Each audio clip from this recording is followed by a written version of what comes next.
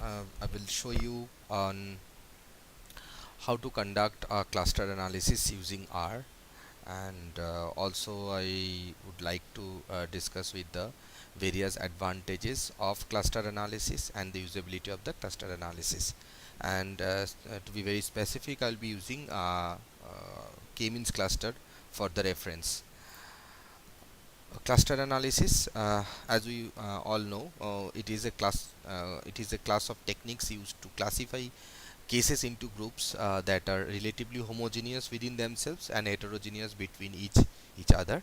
And these groups are called clusters. So cluster analysis is nothing but we may have a portfolio, or we may have a group of customers and or group of objects, and we would like to split that set of objects into homogeneous groups. Okay, and and cluster analysis will help us to split the groups into homogeneous groups in a very efficient way. So that is the use of cluster analysis. And usability perspective, cluster analysis is widely used in the space of banking and financial domain, and in the retail domain, and many in also in the life science or manufacturing. In each and every domain, cluster analysis is widely used. Okay. Market segmentation is one of the important use where actually cluster analysis is primarily used. Segment a market means dividing its potential consumers into separate subsets where consumers in the same group are similar with respect to a given set of characteristics. Consumer belonging to different groups are dissimilar with respect to the same set of characteristics. So this is how it will help to distinguish. So suppose okay, then this allows one to calibrate the marketing mix differently along according to the target consumer group. So this actually helps you. Suppose we have uh, let's say three variables. Let's say age, let's say income, and mm, the expenditure. So based on these three variables, 10 customers or 100 customers are actually behaving differently with respect to a particular product, for example product preference. So that how I can split these 100 customers into maybe 3 or 4 groups, or maybe 2 groups, and I can do some target marketing on that specific group. So that cluster analysis will help us to do that. Other uses of cluster analysis: product characteristics and the identification of new product opportunities. Clustering of similar brands or products according to their characteristics allow one to identify competitors, potential market opportunities, and available niches.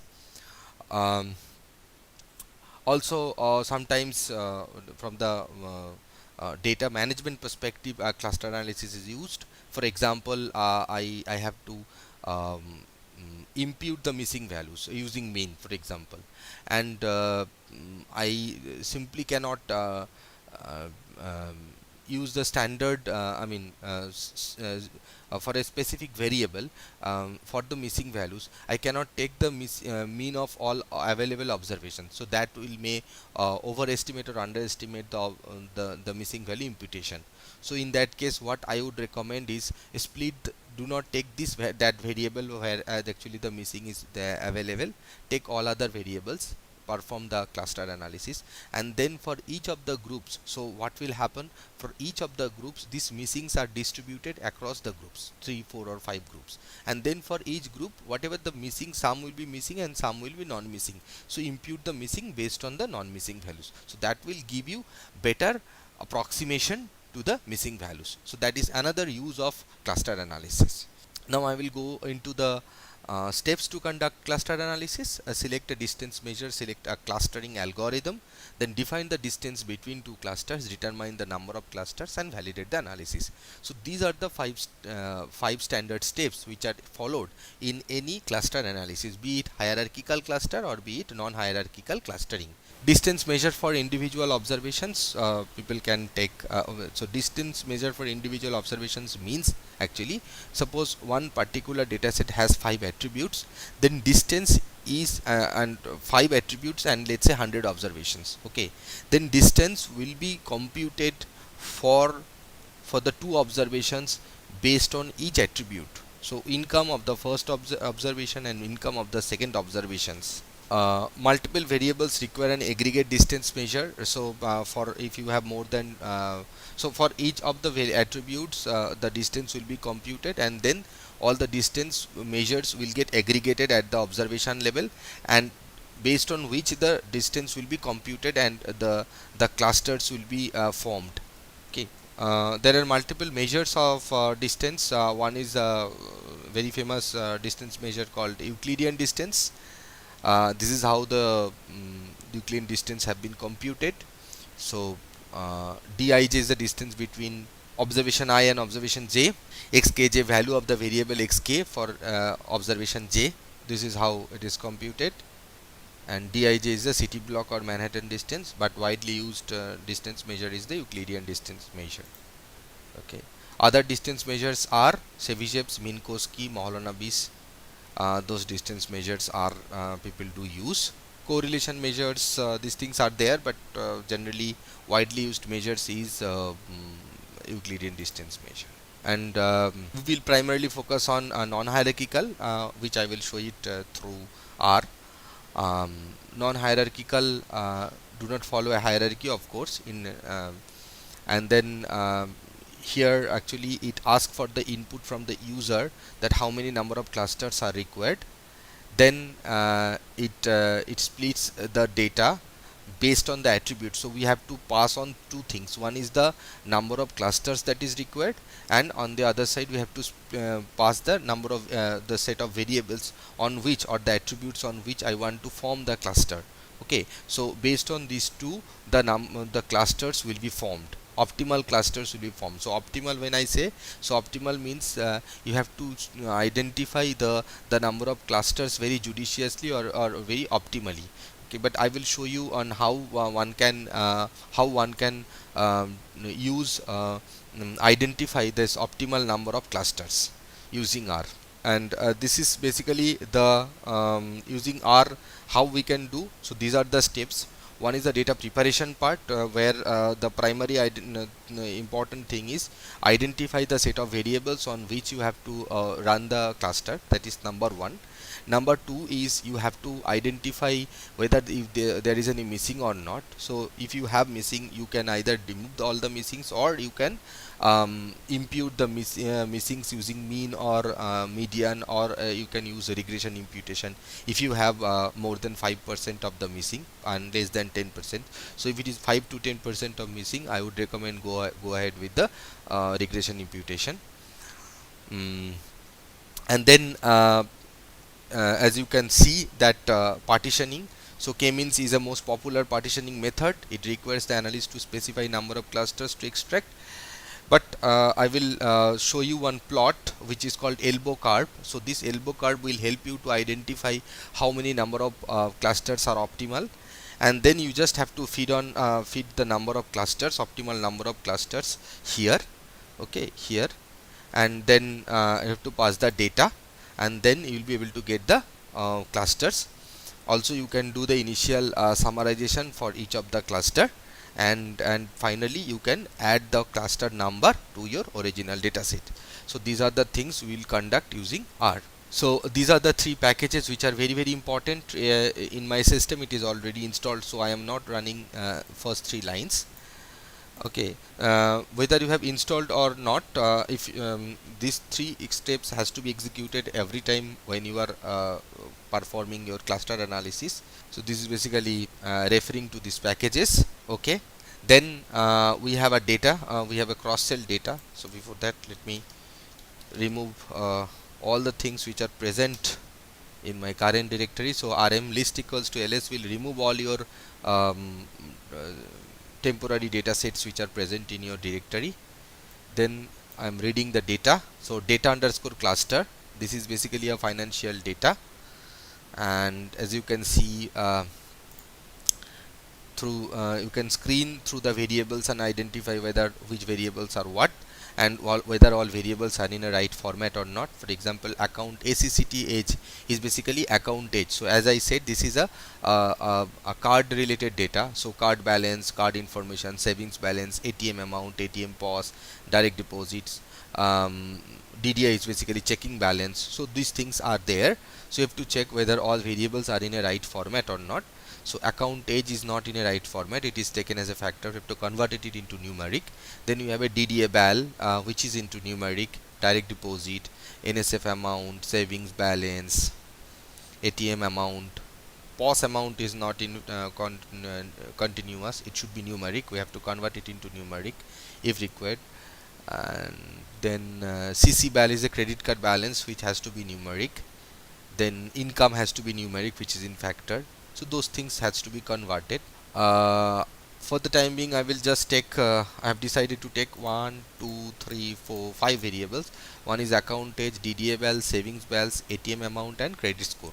So based on these 5 variables, I will be running cluster analysis. So what I have decided to first convert the data into the appropriate format, because these two variables are not in a right format. So I have converted, and as you can see that once it is converted into right format, the missing will be identified and replaced by NS. Okay, then I have to do the subsetting, and subsetting is conducted by this, where I have to do this subset, then data underscore cluster. So you have to pass. So subset is a function. You are passing the data set name, then you are passing the list of attributes which you want to keep it in your for your cluster analysis, and run this. So data cluster 1 is having only 5 variables and 3264 observations. Then you are removing all your missing values. Here I am just removing or omitting or deleting my missing values. So we have 29,530 records. Then I need to identify the optimal number of clusters. So this particular piece of code will help you to run how to identify optimal number of clusters. So you have to explain you the code. So you have to pass this n row, means number of rows in the data. I am actually computing within sum of squares variance, that means within cluster variance. And as you can see in the x-axis and y-axis, in x-axis you have number of cluster, and in y-axis you have within group sum of squares variance. Within group means within cluster variance.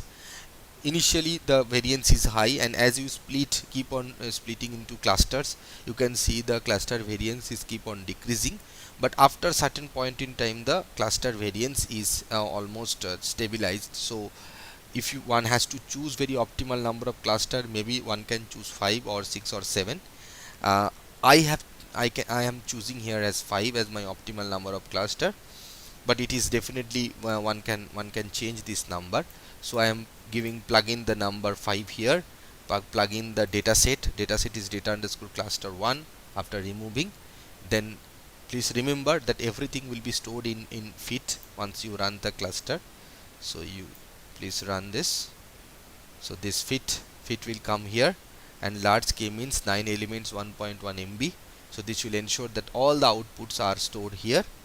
Then this ensures that I have run the cluster analysis, K means cluster analysis, and I want to see how the cluster overall, each cluster looks like. So let's run this. This is initial summarization of the cluster. So group 1 2 3 4 5. So for first group, what are the attributes I have selected? Account age, DDA balance, savings balance, ATM amount, and credit score. Account age for the first group is 7.6, probably month. And then DDA balance or check-in balance is 3370, savings balance is 45,000, ATM amounts, this is basically the median of the first cluster. Okay, ATM amount is 3637, and credit score is 670. So if somebody asks me that how cluster 1 is different from cluster 2, so cluster 1 is different from cluster 2 with respect to with very much different in respect to DDA balance or checking balance. With respect to savings balance, it is also different. With respect to ATM amount, it is different. Credit score not significantly higher, but not different, but yes, it is to some extent it is different. So over on net I can say that okay, these 5 clusters are good, that the entire portfolio can be split into 5 groups, and these are the overall median for each of the groups, or the representative value for each group. Now I want to, it is very important to attach the cluster information into the dataset. So what I am doing is I am just attaching the cluster into this dataset. So one can see this is just a cbind function I have used, and for each of the observations I have attached the cluster information in the sense that the cluster number. And one can run very simple table and then dataset name dollar. So this will tell you that in each group how many number of observations are present. For example, in the first group, first cluster, 819 observations are there, second group 21, third group 47, fourth group 410, and in the fifth group 28233. This may happen so because I have just randomly chosen 5 continuous variables, but if one chooses the, I mean, after doing some amount of investigations, if one plug in these attributes, definitely they would get the better results. Then this will just from the plot perspective, so this plot will show you the how these individual clusters are separated with respect to the two principal components. That means from 5 variables, the two principal component or after reducing the dimensions, because if I want to plot it into two-dimensional graph, I have to compute the principal component, and how this how the chart will look like. This is number one. And number two, class plot. So one can run class plot. So this is basically the plot of the clusters 1, 2, 3, 4 and 5, and these are the observations. So what we have plotted basically in all observations, all the 29,000 observations, in by computing two principal component, by reducing the 5 attributes into 2 attributes, by computing two principal component 1 and component 2, and then plotting the observations on the basis of these two principal component. Okay, so that ends with the cluster analysis, k-means cluster analysis using R. Thank you very much.